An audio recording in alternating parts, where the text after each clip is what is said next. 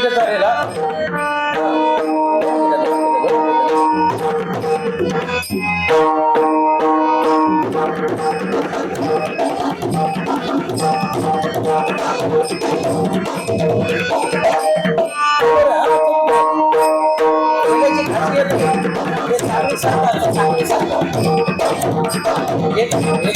आमच्या गुरुजीने सांगितलं रेल्वेची काय खासियत आहे माहितीये का?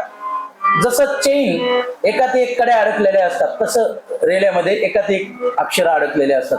त्याच्यामुळे कुठल्याही अक्षरापासून सुरुवात झाली तरी तो समेवर येत असताना एखादा छंद घेऊन आला किंवा ग्रुपच्या अक्षरानं जर आला तर तो बरोबरच असतो, त्याच्यामध्ये चुकत नाही. घाबरायचं नाही रेला वाजवताना कधी.